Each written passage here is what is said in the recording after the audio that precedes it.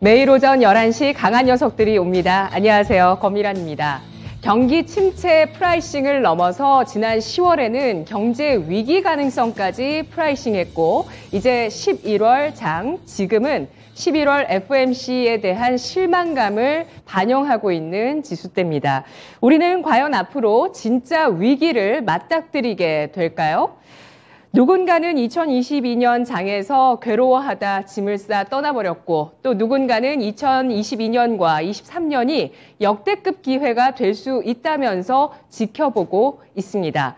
주식시장의 파고는 조금은 잦아든 듯한 분위기를 보여주고 있는데요. 주가의 궁극적인 종착점은 어디일까요? 자본 총계라는 이야기가 있습니다. 자본 총계보다 왠지 자본 잠식이란 말이 더 익숙하긴 한데 이 자본 총계라는 것은 바로 회사의 자본금과 잉여금, 결손금의 합계를 이야기합니다. 좀 더 쉽게 이야기하면 순자산이란 말로 바꿀 수가 있겠죠. 누군가는 기업의 지갑으로 비유하기도 했습니다. 결국의 주가는 자본 총계를 향해 간다라는 것인데요. 우리가 잘 아는 PBR이 바로 시가총액을 자본 총계로 나눈 값을 이야기합니다. 이베스트 투자증권에서는 금융위기가 없는 한 이 자본 총계는 계속해서 늘어난다라고 이야기를 하고 있습니다. 그러면서 현재 PBR 0.9배 수준이 코스피 지수 2388선이고 내년 4분기에는 2565포인트로 높아지게 된다고 전망을 했는데요. 현재 0.9배 아래에서 거래되고 있는 PBR 이대로 이 밸류에이션을 보여주더라도 자연스럽게 내년 이맘때쯤이면 2500선 위로 올라설 수 있다는 시각을 이야기하는 것입니다. 자, 여러분 동의하시나요? 자, 중금리 시대입니다. 이 중금리 시대에 기업과 가계, 투자자 여러분들 다 잘 버텨내셔야 되겠죠. 그래야 그러한 위기에서 우리가 열매를 딸 수 있는 걸 겁니다. 오늘 세 분 만나보도록 하겠습니다. 어서 오십시오. 반갑습니다. 네, 오늘 어떻게 시장 바라보고 계시는지 금요일장 강한 코멘트 지금부터 함께 하시죠. 신상원 전문가 푸른바다 저 멀리, 최태규 전문가 중국의 아이폰 기지 봉쇄, 한국 기업 불똥, 윤겸 전문가 잘 버텨주는데 조심조심. 자, 이 가운데서 신상원 전문가의 의견부터 확인해 보겠습니다. 네.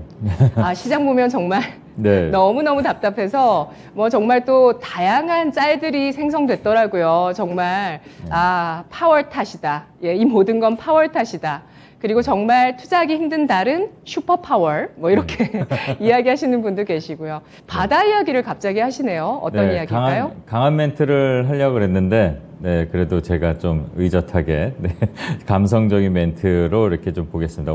오늘도 시장이 좀 내려가면 푸른 바다처럼 호가창들이 다 그럴 것 같은데 저 푸른 바다 저 멀리에 이렇게 항상 우리가 바다를 생각하면 놀러 가고 싶다 또는 나도 언젠가는 휴가를 내서 가야지 이런 생각들 희망을 갖고 있는데 그 희망이 정말 파랗게 돼 버렸고 또 완만하게 이제 경기 침체는 연착륙을 해서 다시 정책 전환을 하겠다 이랬지만 정말로 저 푸른 바다 저 멀리 계속 깊어지는 것처럼 경기 침체는 계속 깊어질 것이다라는 예상들도 나오고 있습니다. 그래서 다양한 중의적인 표현을 좀 했는데 이런 시장에서는 정말로 저 멀리 바다를 바라보듯이 좀 길게 깊이 침체가 온다 하더라도 우리는 그렇게 생각을 하지 않고 그냥 길게 시장을 바라보자 이런 의미를 좀 드리고 싶습니다. 그리고 길고 길어질 것 같은 이 침체에서 우리가 투심을 어떻게 잘 잡느냐에 따라서 지금이 오히려 더 안정적이고 좋은 종목을 찾을 수 있는 구간이라고 또 생각을 합니다. 그리고 잘 보시면 투심이 의외로 흔들리지 않았습니다. 이전에 자이언트 스텝들이 나왔을 때는 바로바로 그냥 빠르게 반응이 나와서 2%씩 하락도 하고 그랬는데 지금은 조금 완화된 느낌 같습니다. 어제도 말씀드렸지만 미련하게 둔해졌다는 게 아니라 어느 정도 감수할 수 있다는 그런 각오 이런 투심이 있는 것 같고요. 이런 것들이 다양한 심리 지표, FGI 지수나 빅스 지수나 이런 것들 여기에서도 나타나는데 중립에서 오히려 약간의 탐욕, 위험 자산을 선호하는 심리로 좀 바뀌는 모습도 그게 아마 바뀌는 게 아니라 버틸 수 있다는 심리도 있는 것 같습니다. 그래서 너무 안 좋게 나왔다고 이거를 또 이전처럼 흔들리지 마시기 바라고요. 또 푸른 바다 저 멀리에 또 의미가 또 있습니다. 얼마 전에 우리 최 선생님께서도 말씀해 주셨지만 이제 해외로 눈을 돌리는 것들을 좀 보시면 될 것 같아요. 대표적으로 원전이겠죠. 예, 원전 같은 것들. 뭐 폴란드도 있지만 핀란드, 네덜란드 뭐 이런 쪽 유럽의 다른 나라들에도 우리 한국형 원자력 이런 것들을 이제 수출하려고 뭐 준비한다고 하니까 이렇게 멀리 바라보는 그런 기업들의 그러니까 행보도 좀 바라보면서 좀 볼 수 있는 그런 시장이 되면 좋겠습니다. 또 당연히 뭐 네옴시티도 마찬가지로 해외로 가고 있고 또 방산도 그렇고요. 그리고 또 유심히 볼 게 풍력입니다. 유럽에서 이제 해상 풍력 관련해서 얘기들이 나오고 있으니까 그런 풍력 관련 종목들도 뭐 이런 기회에 바닥에서 아마 다들 바둥바둥 하다가 올라오고 거래가 살아나는 그런 종목들이 있을 겁니다. 그런 걸 한번 보시면 되고 또 제가 뭐 이제 11월, 12월이니까 우리는 뭐 성탄랠리나 이런 걸 뭐 기대하는 그런 것보다 내년도 준비해야 되지 않을까 이런 생각을 합니다. 그러면서 또 내년에 상장을 추진하는 좀 주춤했다가 다시 상장을 추진하는 회사들이 몇 개 있습니다. 컬리, 뭐 야놀자 이런 종목들이 있는데 한 회사는 아마 나스닥을 상장하려고 하는 것 같아요. 야놀자. 그것도 푸른바다 저 멀리 가서 이제 상장을 하는 것 같은데 해당 종목들 상장 이슈가 나올 때마다 움직이는 종목들이 있습니다. 컬리 같은 경우는 DSC 인베스트먼트나 뭐 SK 네트워크스, 흥국 F&B, 우양 그리고 뭐 컬리는 야놀자는 그 SBI 인베스트먼트 그다음에 뭐 아주아이비 투자 이런 종목들이 좀 있습니다. 그리고 반응들이 좀 나올 때 같이 움직이니까 그런 거를 트레이딩 관점에서 한번 살펴볼 필요도 있는 것 같고요. 또 회사 자체가 이번에는 상장을 아마 준비를 하는 것 같습니다. 컬리는 브랜드 확장 개념으로 지금 이름이 마켓을 떼어버리고 컬리 마켓 외에도 나중에 컬리 뷰티 이런 식으로 확장을 할 준비를 하고 있습니다. 그리고 야놀자는 이제 여행업을 진출하면서 다양한 분야로 이제 확장을 하고 있고 이렇게 우리가 종목, 주식만 생각하지 마시고 이 사람들이 어떤 사업을 하고 우리 일상에 오는 어떤 사업을 하는지도 한번 살펴보면 시각을 달리 보는 그런 시각도 필요하다. 그러면 주식에서도 우리는 뭔가 이익을 당연히 우리 수익을 내는 그런 이익이 나올 수도 있다는 생각을 가졌으면 합니다. 그리고 주말에 지금 계속 북한이 미사일을 쏩니다. 이거는 뭔가 하겠다는 핵실험을 하겠다는 그 제스처로 계속 보여지고 있는데 이 주말에 북한의 동향들을 좀 주시하고 다양한 지정학적 리스크들이 지금 있습니다. 뭐 사우디, 이란부터 해서 우크라이나, 러시아 계속 이어지고 있는데 그런 것들을 좀 한번 좀 볼 필요가 있고요. 또 다음 주 주요 일정들이 좀 있습니다. 오늘은 그 10월 고용 동향 보고서가 나오는 걸 시작으로 해서 7일에 이제 그 유엔 기후 변화 협약 그런 정상회의도 나오고 그리고 8일에는 미국 중간 선거 그리고 그 미국 면역 항암학회가 이제 개최됩니다. 그러면 거기에 따라서 움직이는 종목들 일전에 한번 정리해서 올려드렸을 겁니다. 뭐 루닛이나 네오이민텍이나 뭐 유틸렉스, 바이젠스 이런 종목들의 특징들, 움직이는 특징들도 한번 살펴볼 필요가 있다 보여지고요. 그리고 뭐 9일에는 뭐 주간 원유 재고 그리고 10일에는 제일 중요한 요즘에 이제 중요하게 생각하는 미국 소비자 물가 지수 그런 것들이 이제 쭉 있고요. 11일에 광군제 우리나라는 이제 빼빼로데이가 있는데 중국이 봉쇄 정책을 지속한다고 합니다. 그렇다면 이걸 역으로 해석하면 어쩌면 이커머스 플랫폼에서 이제 좀 매출이 어느 정도 몰리지 않을까 하는 기대감도 있으니까 그 관련된 종목들도 한번 찾아보시면 될 것 같고요. 이제 주말이니까 아까 말씀드린 것처럼 좀 시장을 여유 있고 좀 다양한 시각으로 바라보면서 다음 주를 준비하면 좋겠습니다. 네, 알겠습니다. 전체적으로는 일단 뭐 네옴시티에 대해서도 여전히 관심권에 들 수 있다는 의견을 주셨고요. 네옴시티는 결국에 또 100% 친환경 도시입니다. 거기에 또 스마트 시티이기도 하고요. 관련한 기업들이 점차 더 늘어나고 있죠. 그리고 친환경 관련해서 또 다음 주에 일정이 두 가지가 있군요. 7일에 바로 유엔 기후변화 협약 정상회의가 있고요. 또 8일에 중간선거 역시도 친환경 관련 주식에 있어서 중요한 일정이 될 수밖에 없을 겁니다.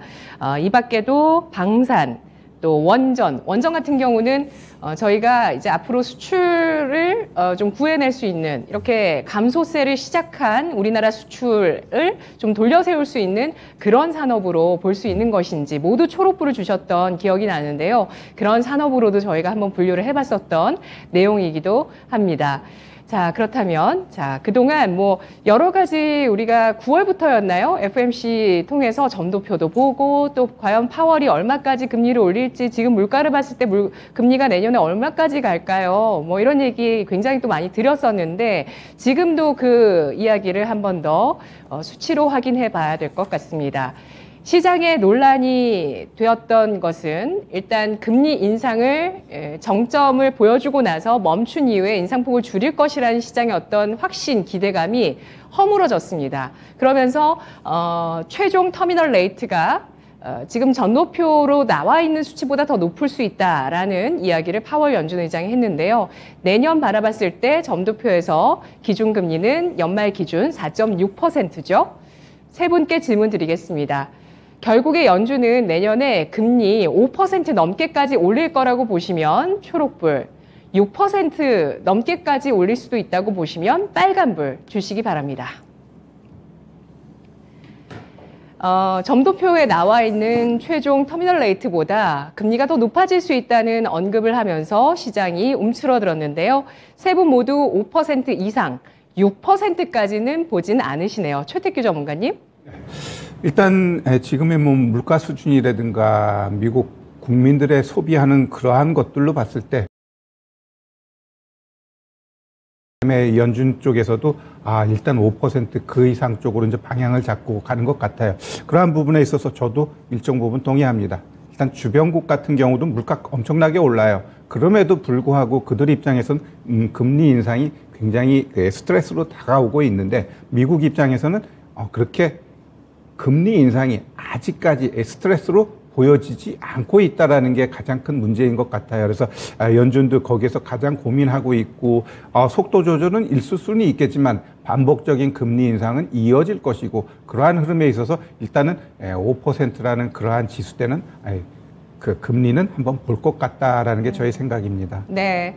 11월 FOMC에서 15년 만에 3.75에서 4%까지 기준금리가 올라섰습니다. 4%에서 5%면 1%포인트인데요. 12월에 50bp 그리고 1, 2월까지 25, 25. 기존의 시장의 전망대로 가면 금방 내년 연초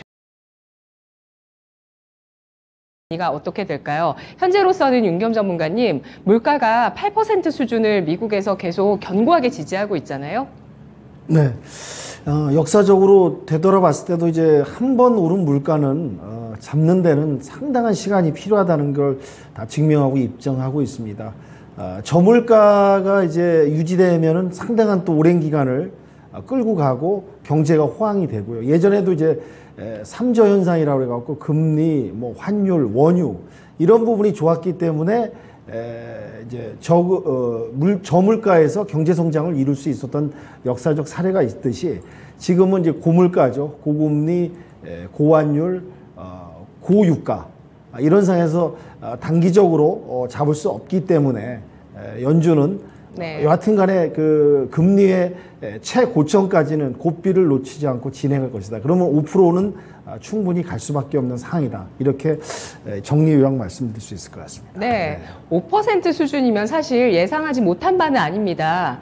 신상원 전문가님, 저희가 얘기했듯이 4.6까지 얼마 남지 않았다고 그 얘기를 굉장히 저희가 많이 했거든요. 근데 어떻게 보면은 당연한 이야기를 한 거거든요. 어떻게 봐야 될까요? 예, 당연하게 우리가 그렇게 기대하고 예상을 했는데 지금 돌아가는 이런 흐름이나 이런 걸 보면 물론 아까 시청자분께서도 이제 글을 남겨주셨지만 그 베이지북 그 의사로 이제 공개가 좀 돼야 되면 어떤 기류가 이제 되는지를 알아야 또 흐름도 예상을 할 수 있을 것 같은데 일단 지금 흐름으로 봤을 때는 5는 넘을 것 같고 한 5.2, 5.3 그 정도 수준까지는 갈 것 같아요. 그리고 또 이거 개인적으로 좀 약간 그냥 장난스럽게 말씀드리자면 파월은 지금 어쨌든 뭔가 다 실패하는 듯한 느낌도 있는 것 같습니다. 물가를 못 잡는 것도 같고 고용도 마찬가지. 뭔가 잘못된 오판을 한 거 아닐까? 그런 생각도 들고 있고요. 지금 보면은 내년에는 또 양적 긴축도 계속 이루어지잖아요. 뭐 월 750달러씩 이걸 걷어들이는 거, 뭐 그런 걸 한다는 얘기도 있으면 그러면은 계속 강달러도 유지될 거고 그리고 지금 어쩔 수 없이 지금 그 뭐 빅테크든 뭐 다른 기업들이 이제 좀 감원도 하고 이러니까 그게 좀 떨어지는 거지 고용 지표들도 어떻게 보면 계속 견조하게 유지가 되고 있어요. 그러면 파월이 나중에 이게 정책에 대한 잘못을 시인하면서 이거는 제 개인적인 거지만 의견이지만 분명히 퇴진도 할 수 있는 거 아닐까 뭔가 오판을 하는 듯한 느낌도 조금 들고 있습니다. 네. 4월에 오판이 있진 않을지 경기 흐름과 물가, 고용을 보면서 잘 생각해 보자는 의견이었습니다. IPO를 통해서 투자 심리를 우리가 확인해 볼 수도 있는데요. 밀레서재도 지금 국내 상장 추진하고 있고요. 아까 신상원 전문가의 코멘트에서 두 가지 기업이 나왔죠. 컬리, 야놀자입니다. 지금 IPO 시장의 분위기는 낮은 공모가가 나와 있는 기업들 같은 경우는 좀 줍줍해보자 이런 분위기도 형성이 되는데요. 자, 세 분께 질문 드리겠습니다. 국내 증시에 상장 추진하고 있는 컬리 쪽의 공모에 관심을 가지자고 의견 주시면 초록불, 나스닥에 상장 추진하고 있는 야놀자 공모에 관심 가지자고 보시면 빨간불 주시기 바랍니다. 네, 우리나라 아니냐 아니면 저 푸른 바다 바뀌냐. 네, 윤겸 전문가 초록불 주셨고요. 아닙니다. 노란불 주시고요. 최태규 전문가님 빨간불, 신상원 전문가님 빨간불. 바다 밖으로 가시네요. 최태규 전문가님. 네. 일단 컬리 같은 경우는 우리 그 쿠팡? 네, 그걸 보면 좀 알 것 같아요. 그 성장성에 좀 한계도 보이고 영업이익이라든가 이러한 부분에 있어서 많이 그 한정적인 걸 보여주거든요. 그러면 컬리 같은 경우도 단순하게 지금 이 배송 이것만 갖고 했을 때 그들의 이익이 나올 수 있느냐? 그러면 그 아까 얘기했듯이 컬리 마켓에서 컬리만 하면서 컬리 이외에 무언가 사업적인 성과가 보이기 전까지는 오히려 상장했을 때 이후 주가 흐름은 좀 미진할 수 있기 때문에 오히려 미국 시장 쪽으로 보고 있는 야놀자가 조금 더 매력적이지 않을까 이렇게 네. 좀 생각됩니다. 예, 역시 신상원 전문가님도 야놀자 쪽에 손을 들어주시네요. 제가 선호하는 제가 이제 브랜드 컨설팅 개념에서 보면은 저는 컬리 스타일을 되게 좋아하는 그런 스타일인데 일단은 주식으로 보면은 해외로 가는 게 우리 주주들 또는 이 투자를 한 사람들한테는 더 도움이 됩니다. 그래서 저는 야놀자를 선택했습니다. 노래는 못하니까 그 CM송은 빼겠습니다. 네, 윤겸 전문가는 노란불 주셨고요. 네, 야놀자가 이제 미국 쪽으로 시장 방향을 틀고 있습니다. 근데 이제 뭐 이 그 미래 가치를 너무 이제 땡겨가지고 너무 약간 이제 이 기대와 거품치가 좀 들어간 부분도 면밀히 봐야 된다. 그리고 이제 IPO 지금 공개 시장이 이제 예전같이 기업들 접해서 지금 시장상이 어렵다 보니까 자금을 끌어들이는 이제 창구로 많이 활용되지 못하는 그런 부분에 있어서는 또 국내에 상장되는 그 종목에 대해서는 또 이런 이제 어떻게 보면 바겐세일 그럼 저가에 매입할 수 있는 그런 것도 고려해서 양면성을 보면서 지금 시장이 대내적으로 지금 예전 같지는 않다 보니까 그런 걸 고려하면서 접근하는 게 어떨까라는 생각이 듭니다. 네, 우리 채팅창에서 오늘 뭐 물가 때문에 이야기도 많고요. 요즘 뚜레쥬르빵 너무 작아졌다. 붕어빵 너무 비싸다. 2개 1,000원입니다. 이제는 붕어빵 너무 비싸다는 얘기들도 하시고 윤겸 전문가님 벌초하셨네요. 지금 이님 말씀 주셨고 테리님께서는 신상원 전문가로 삼행시까지 지어주셨어요.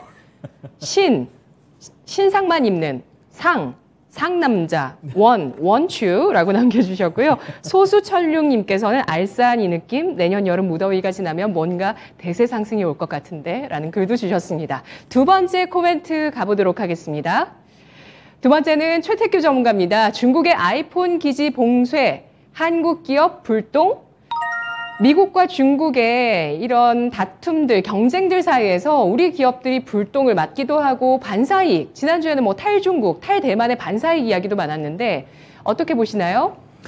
네, 제가 하나씩 키워드 이야기를 하는데 한 주가 지났으니까 지금 이번 주 시장 흐름, 그다음에 다음 주에 대한 이야기도 간략하게 하고 키워드로 들어가도록 하겠습니다. 먼저 미국 증시 좀 보겠습니다. 미국 같은 경우는 우리가 S&P 중심으로 봐야 돼요. 왜냐하면 이 다우 같은 경우 우량주 30개만 갖고 해요. 그래서 조금 뭔가 지수를 나타내는데 좀 부족하고, 그다음에 나스닥 같은 경우는 성장주 중심의 100개 종목으로 하거든요. 근데 S&P 500은 대형주 500개 갖고 하기 때문에 어찌 보면 방향성을 보는 데 있어서 S&P 보는 게 가장 좋을 것 같습니다.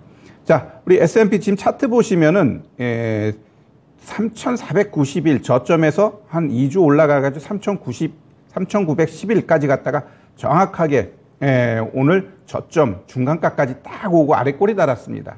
그러면 내일 미증시 같은 경우 이제 고용 보고서가 나올 텐데 실업률이 3.5, 또 3개월 연속 완전 고용 상태로 이루어지게 되면 어떻게 될까? 일단 개파락할 것 같아요. 그래 놓고 이 양봉 때려버리면은 오히려 제가 많이 이야기했던 개파락해놓고 다시 한번 오늘의 저점을 감싸버리면 일정 부분 상승하겠다. 이렇게 좀 우리가 이해하시면 될 것 같아서 내일 미증시가 이런 식으로 나오면 다음 주 좀 기대감을 가져도 되겠네. 이렇게 좀 보시면 될 것 같고요. 자, 우리 시장 한번 보겠습니다. 자, 우리 시장 같은 경우 지금 60일평선에서 굉장히 버벅대고 있고 이틀 어제였죠? 어제 거의 이제 25%까지 내려왔다가 그래도 지금 올라가려고 하고 있습니다. 그러면 우리 시장은 다음 주 미증시 올라가는데 결국 최근에 3거래 일정 고점 2346 얘가 치고 가야 돼요. 못 치고 가게 되면 내가 봤을 땐 올라가든 말든 좀 버벅될 가능성이 있어요. 그리고 저는 10일 날 CPI 좀 높게 보고 있습니다. 그로 인해서 단기 충격 받을 수 있고 그 단기 충격은 오히려 제가 봤을 때 매수 기회다라는 표현을 많이 합니다. 그러면 시장이 과연 여기까지 떨어질 거냐, 이제 여기까지 떨어질 거냐, 이제 그러한 부분을 좀 우리가 염두에 둘 필요가 있고요. 가장 매력적인 건 한 75%까지 이 자리에서는 오히려 공격적으로 매수해도 된다. 왜? 2134? 제가 봤을 때는 깰 가능성은 없다라고 봐요. 누군가가 터지지 않는 이상. 그래서 시장은 좀 그렇게 좀 보시면 좋을 것 같습니다. 자, 그러면 언론으로 들어가가지고 중국 아이폰 기지 이제 봉쇄하면서 이제 우리 기업들 볼동 튈 수 있다라는 이야기를 이제 했는데, 자, 그럼 이게 어디서 나왔을까? 일단 IT 전문 기관이에요. 트렌드포스. 얘가 이야기한 것을 하나하나 한번 곱씹어 보면서 이들 관련된 종목까지 한번 우리가 좀 나아가 보도록 하겠습니다. 일단 애플 내년 1분기까지 한 500만 대 감소 가능성이 있어. 이렇게 이야기를 합니다. 결국 애플이 잘못됐을 때 우리가 여기에다 납품하는 건 결국 패널하고 카메라 모듈 쪽이거든요. 그럼 그들 기업들 쪽은 조금 악영향이 될 가능성이 있고 주가 흐름 봐도 이따 보겠지만 별로 그닥 좋지 않습니다. 여튼 이 트렌드포스 얘가 이야기한 거 풍문일 수도 있지만 분위기상으로는 가능성은 굉장히 높다라고 봐야 될 것 같고요.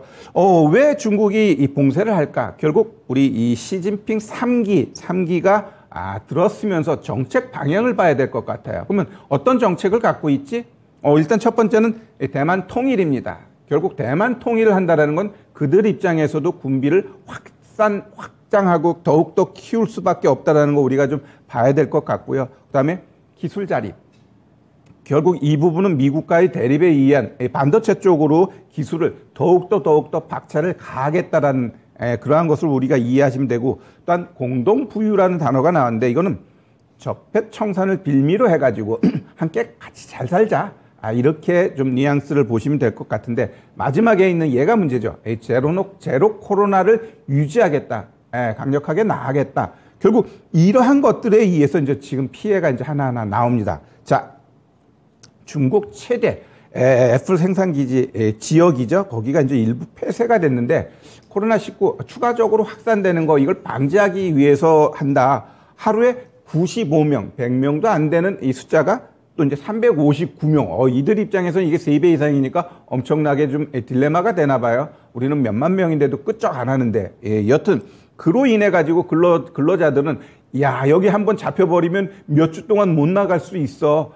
이러한 것들에서 이제 탈출 행렬이 이루어지고 있고, 그로 인한 애플의 생산 차질 불가피하다라는 게 이제는 트렌드포스의 이 생각인데, 자, 그러면 결국 이 트렌드포스가 조사한 것들을 조금 더 하나하나 짚어볼 것 같으면, 일단 짱저우 폐쇄로 인해 가지고 아이폰 생산 라인의 가동률이 70% 그 정도로 좀 내려갈 가능성이 있어. 이렇게 이야기를 합니다. 결국 이렇게 내려가 버리면은 정상적으로 가동을 돌리기 위해서는 시간이 필요하고 좀 어려운 수준이 이어질 수 있다라고 보고 있습니다.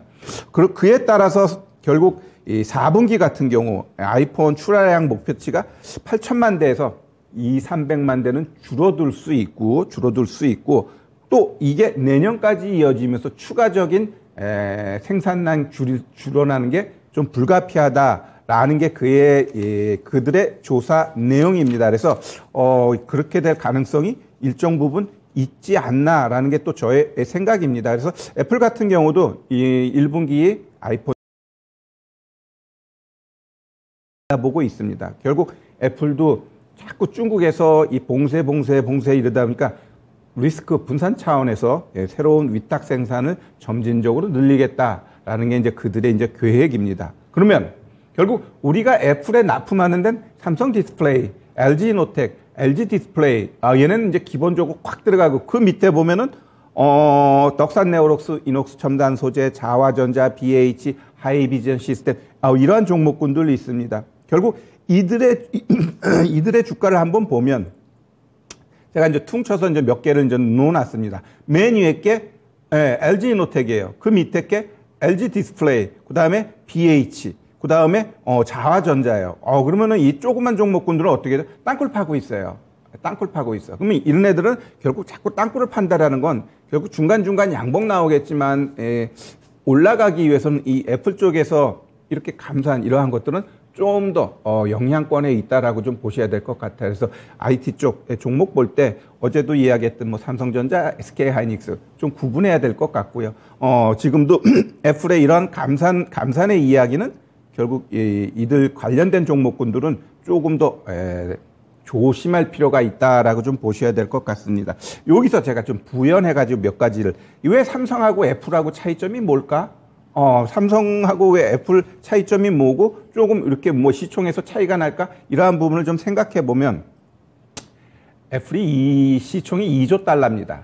반면에 삼성 같은 경우는 결국 삼성전자의 8배가 애플이에요. 그만큼 지금 삼성과 애플의 시가총액 차이가 많이 나는데 일단 스마트폰 매출에 있어서 2.7배가 납니다. 2.7배. 근데 수량 측면에 있어서는 삼성이 더 많이 팔아요. 근데 애플은 고가 정책으로 하다 보니까 좀 덜 팔더라도 매출이 크고 영업이익이 확 늘어납니다. 그러면 왜 애플은 이렇게 그러면 애플만에 갖고 있는 강점이 뭐니? 라고 했을 때 얘네 가장 큰 장점은 자체 개발한 이 칩셋을 사용하고 있는데 이 칩셋이 통일되어 있어가지고 핸드폰, 휴대폰, 똑같은 말이죠. 컴퓨터, 다 이렇게 연결시켜 버리는 거예요. 그러니까 애플만의 인프라를 구축하면서 감성 매니아층들이 이탈이 안 돼요. 쓴 사람은 또 쓴다라는 거죠. 이러한 것들이 결국 애플의 가장 큰 강점이고 결국 통일된 칩셋을 씀으로 인해 가지고 하나를 만들어 버리면 여러 군데 쓰니까 어떻게 돼요? 원가가 절감됩니다. 그러면서 비싸게 팔아. 이보다 더 좋은 게 어디 있어요? 그죠? 그래서 이러한 부분은 결국 어디서 나타나냐? 연구 인력입니다. 애플 같은 경우 연구 인력만 거의 2만 명이 넘는데요. 근데 삼성은 1,500명. 여기서 보더라도 우리가 삼성과 애플이 뭔가 좀 변화가 필요하다라는 부분을 느낄 수 있을 것 같습니다. 네, 알겠습니다. 과연 이 공급망에 대한 이야기들은 언제까지 이어지게 될까요? 중국의 제로 코로나 정책, 코로나 끝낼 때까지 계속될까요? 미중 분쟁, 중국이 손 들 때까지 미국은 계속해서 중국을 가속화하면서 배제하는 그리고 중국을 저지시키려는 이 엄청난 그런 압력을 계속할까요? 그리고 또 파월 연준 의장 물가 굴복할 때까지 금리를 올리게 될까요? 자, 이런 상황 속에 우리가 놓여 있는 모습입니다. 이 가운데서 질문 드리겠습니다. 중국의 제로 코로나 정책 내년 상반기에는 전환할 것이다, 완화시킬 것이다라고 보시면 초록불, 내년 내내 제로 코로나 정책은 이어진다라고 보시면 빨간불입니다. 시진핑 3기가 출범했습니다. 그래서 경기를 좀 살려야 되는 그런 의무가 있는데 제로 코로나 정책 내년 상반기에는 완화될까요? 보시죠. 최택규 전문가만 초록불 주셨고요. 나머지 두 분이 빨간불을 주셨는데요. 빨간불 주신 분 가운데서 꼭 의견 주실 분, 한 분, 어떤 분이실까요? 지금 시진핑 산임 연임이 이제 시작됐습니다. 근데 이 코로나 정책을 계속 강하게 유지하는 데 있어서 이제 숨은 내면을 봐야 되는데 저는 그렇게 보고 있습니다. 중국이란 뭐 나라가 땅덩어리도 너무 크고 인구도 뭐 인구 집계가 되지 않을 정도의 그런 뭐 어마어마한 인구를 또 갖고 있고 지금 이제 코로나 때문에 한번 그 홍역을 앓은 경험이 또 있고요. 코로나라는 오명국도 있지 않습니까? 그러다 보니까 이게 이제 코로나가 재확산되고 하다 보면 이제 중국의 뭐 병원이란 위생 상태도 좀 썩 여의치 않은 상황에다가 이게 이제 확산되면 이제 시진핑 당국 입장에서는 이제 민심 위반이 상당한 중요한 이슈고 그걸 또 중국 정부가 가장 두려워하는 부분이 있습니다. 그러다 보니까 내년에 이제 물론 이제 뭐 경제 상황도 고려해서 이제 풀어가겠지만은 그래도 그러한 가장 중요한 그 정권 유지 그 부분을 키포인트로 아마 대응하지 않을까 이렇게 생각이 되고 있습니다. 그래서 내년에는 제로 코로나 정책을 고수할 것으로 보셨고요. 최태규 전문가님. 네, 일단 많은 시장에서 보고 있고 또 중국 입장에서도 내년 상반기에는 우리 코로나 풀 거다라는 이야기를 많이 합니다. 일단 연말에 한번 좀 팍 퍼진 다음에 내년쯤 돼가지고는 코로나 이 부분에 있어서 저는 그렇게 생각해요. 북한 보면 걔네가 백신 맞았을까? 안 맞았음에도 불구하고 크게 문제가 되지 않습니다. 그러면 어찌 보면 중국 입장에서도 내년 봄쯤 되면은 그래 이제 코로나 무시하자. 발생돼? 그냥 통계에서 빼버리고 그냥 독감으로 치부해버리자라고 해도 내가 봤을 땐 크게 문제가 없을 것 같아요. 그렇기 때문에 이제 코로나로 인해 가지고 뭔가를 막 억압하고 그러는 거는 어느 누구도 용납 안 돼요. 우리나라도 마찬가지예요. 여기서 또 봉쇄해 가지고 뭐 아니다라는 거죠. 그렇다고 하면 결국 중국도 올 겨울 지나고 나면 내년부터는 코로나라는 단어를 잊어버리고 이거 독감이야 이렇게 치부하지 않을까 전 그렇게 좀 보고 있습니다. 네, 제로 코로나 정책으로 불거진 중국의 아이폰 감산 이슈로 아이폰 관련 주식들은 현재 그 영향권 아래에서 좀 약세를 띠고 있다는 점, 감산 이슈 부정적 이슈입니다. SK 하이닉스까지 꼽아주셨고요. 마지막 코멘트 보겠습니다.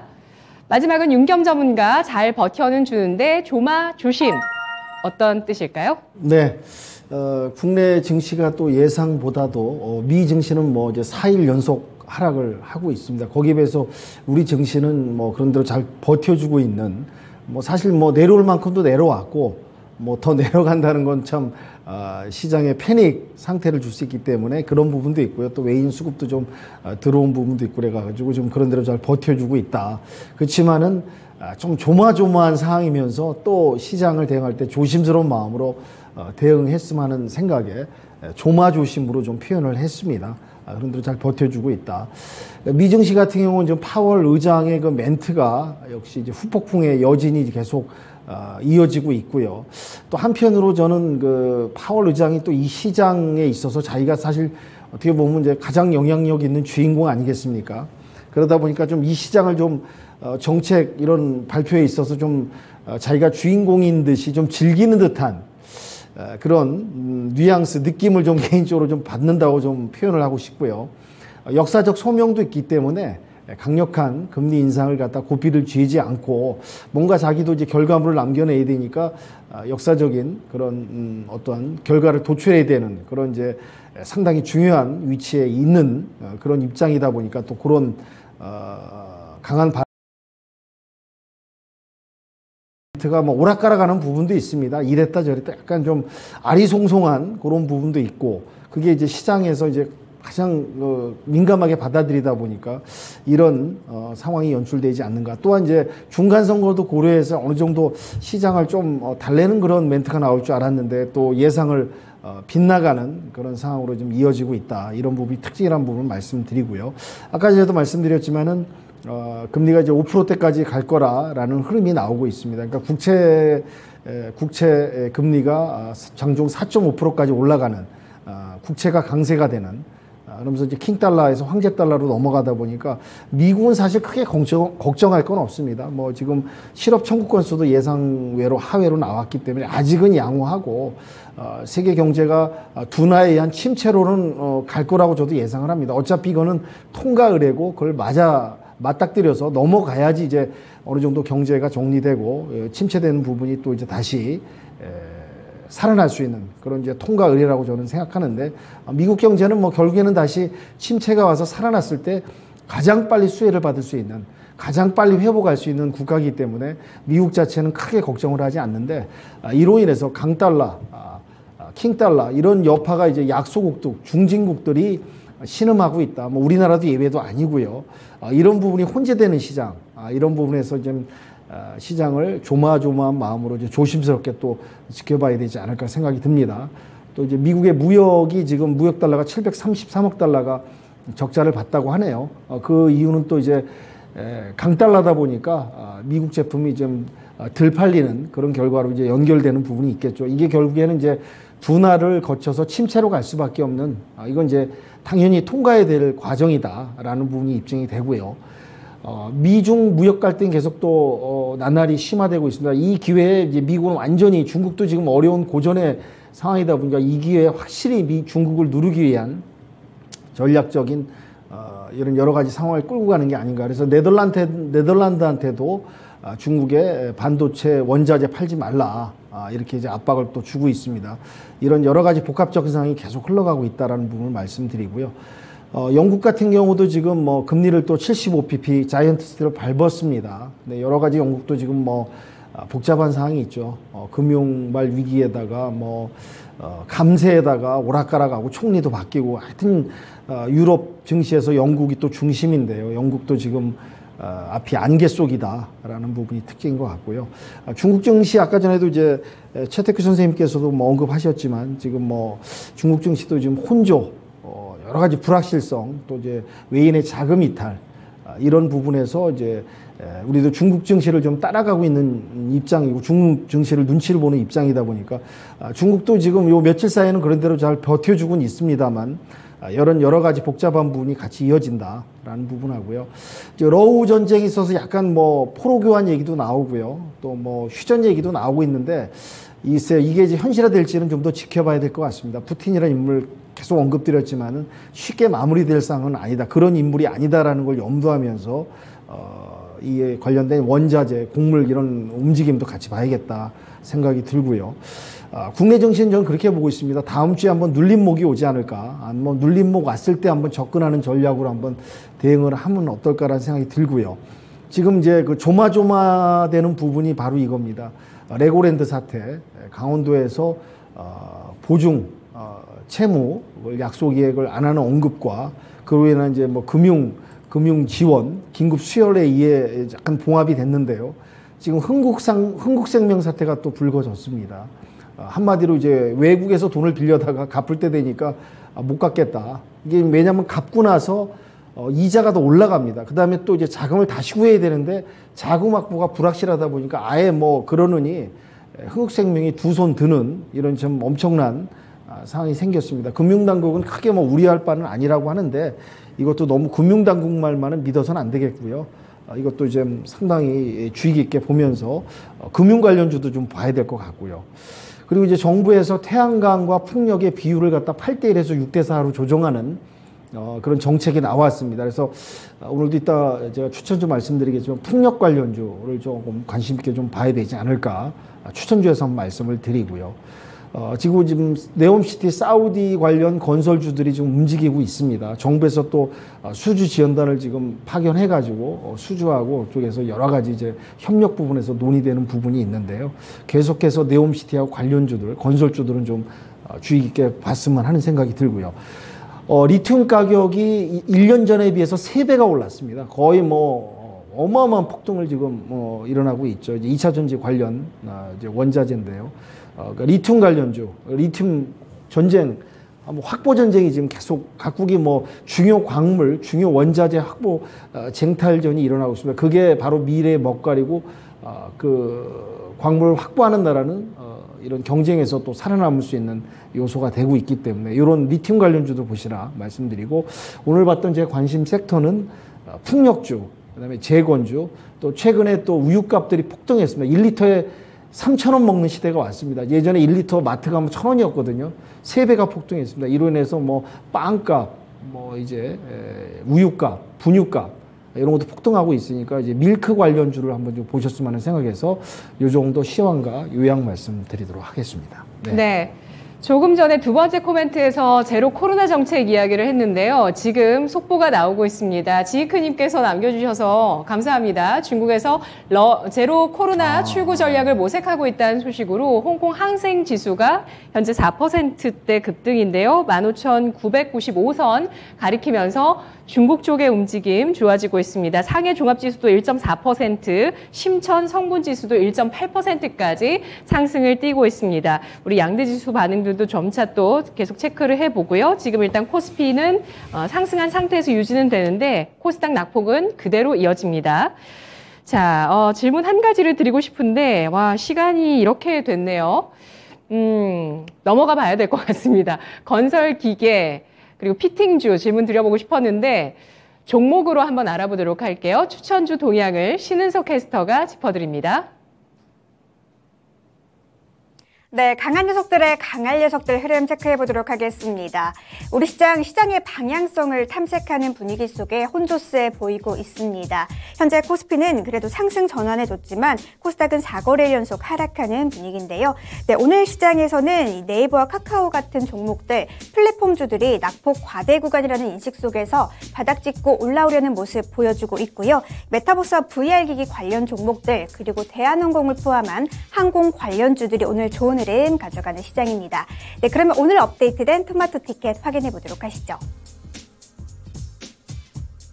네, 첫 번째 종목 신기수 전문가의 티켓입니다. 종목은 아비코전자고요.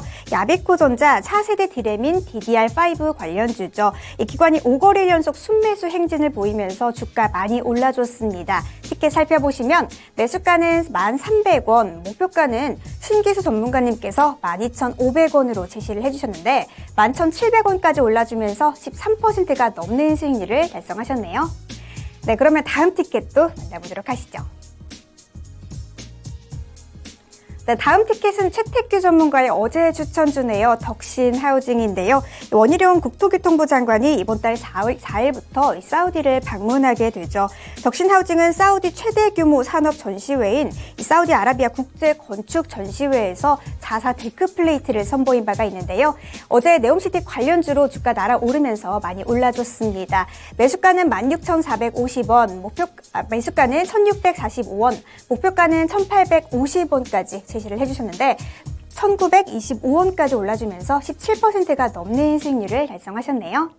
네, 신기반기 신기수 전문가님 그리고 쉬운 남자 최태규 전문가님 축하드립니다. 네, 그러면 현재까지의 전문가별 토마토 티켓 보유 현황도 체크해 보도록 하시죠. 네, 신상훈 전문가가 티켓 8장으로 단독 선두를 지키고 계십니다. 그 밑으로는 윤경 전문가가 2장 적은 티켓 6장으로 함께하고 있고요. 신기수 전문가는 오늘 티켓 1장을 추가로 획득해주면서 티켓 5장으로 함께하고 있습니다.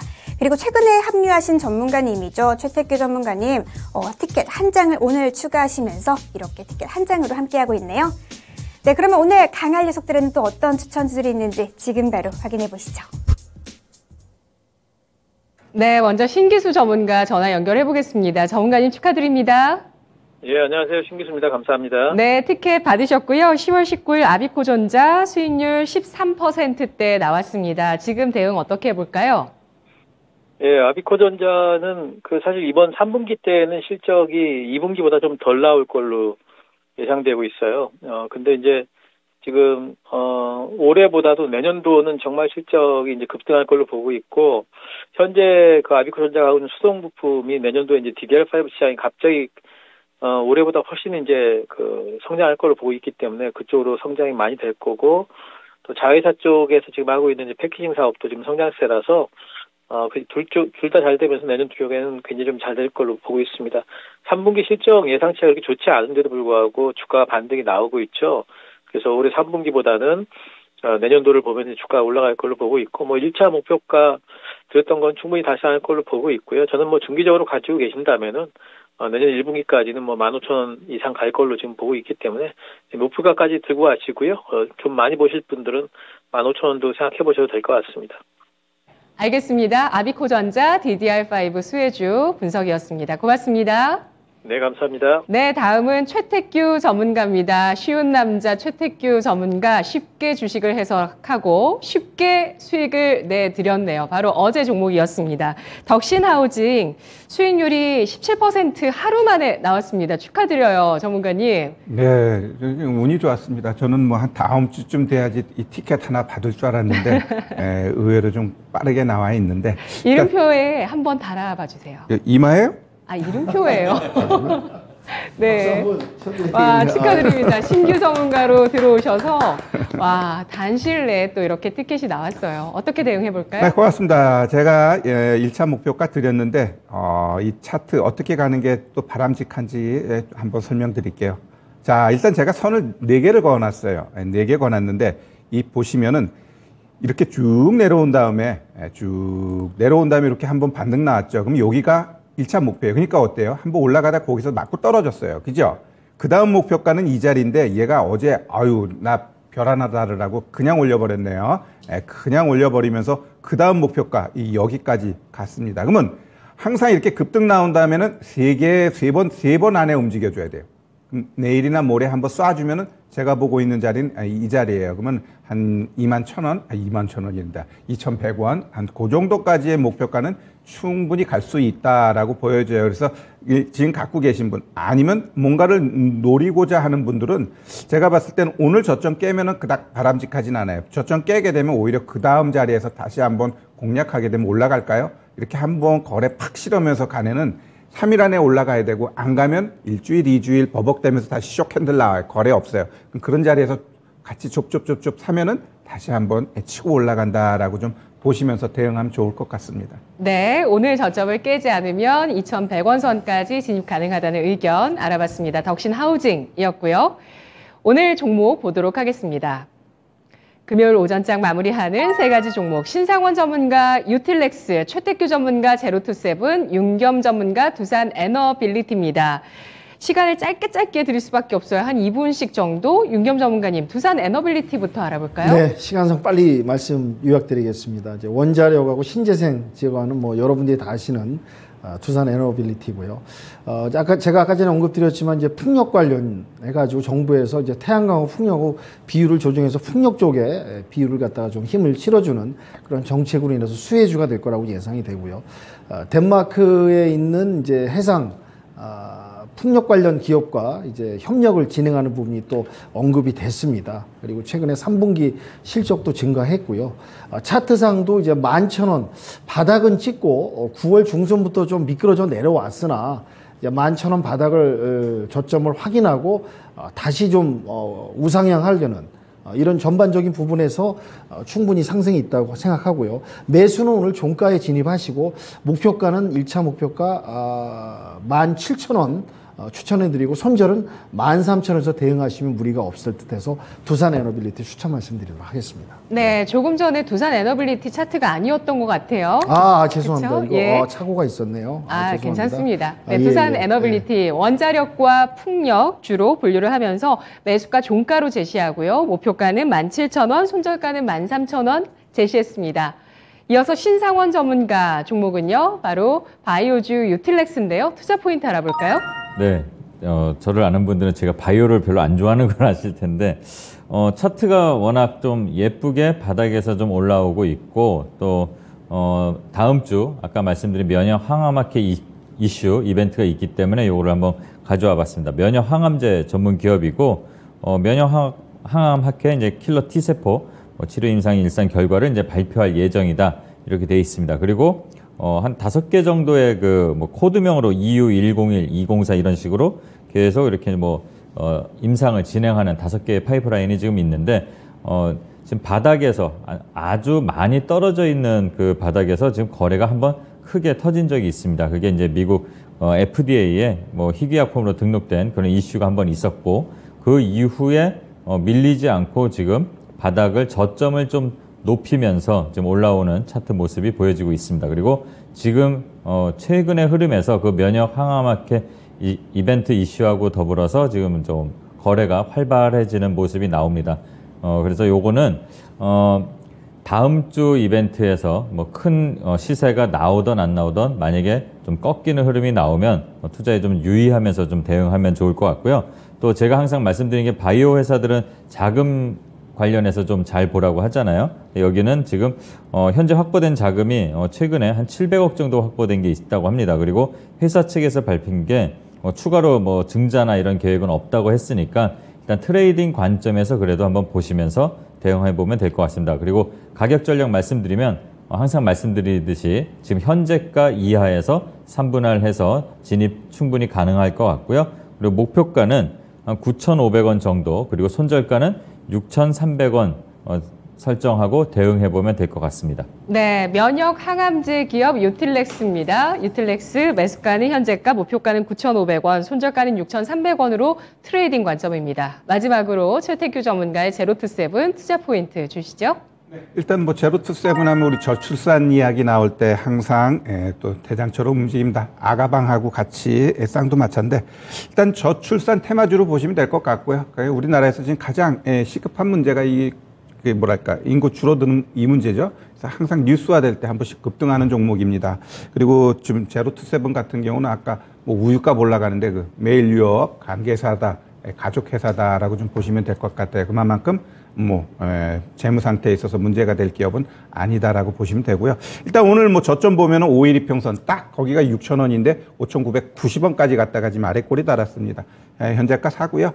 이틀 전에 6,800원 고점 만들었어요. 그래서 그거보다 살짝 위인 6,900원까지 목표가 잡아주도록 하겠습니다.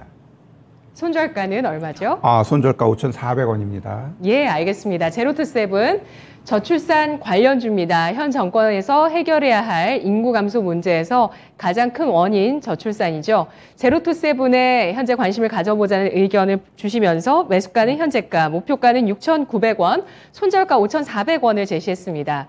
공개방송 일정 확인할게요. 신상원 전문가님. 네, 일주일 동안 신상원과 함께하는 투자여행 아마 오늘 마지막 이제 여행의 마지막 그리고 다음 여정을 위한 계획, 그거를 짜는 시간인데요. 시장이 안 좋다고 너무 이렇게 흔들리고 이렇게 고민하지 마시고 이제 마무리하는 거 보시고 우리 다음 주가 아니라 내년을 위해서 시장이 성장되는 그 때를 위해서 한번 다시 같이 한번 공부해 보도록 하겠습니다. 네, 신상원과의 투자 여행 끝나는 건가요? 일주일 동안 이제 제가 좀 이벤트를 했는데 오늘 이제 그 여행을 어떻게 했는지 그리고 또 다양한 또 제가 재밌는 얘기도 많이 좀 해드리고 있어요. 그런 걸 보면서 또 투자에 도움이 됐으면 해서 이제 일주일 이렇게 끝나고요. 다음 달에 여러분들이 원하면 또 찾아오겠습니다. 알겠습니다. 신상원 전문가와의 투자 여행 다음 여정 궁금하시면 오늘 공개 방송 놓치지 마세요. 세 분 오늘 수고하셨습니다. 고맙습니다. 네, 지금까지 투자 판단에 도움드릴 수 있는 내용들 알아봤습니다. 다만 주가의 상승과 하락을 보장하지 않는다는 점 유의하시면서 투자하시면 좋겠습니다. 오늘 오전장 여기까지입니다. 코스닥은 여전히 0.8% 하락 기록하고 있네요. 고맙습니다.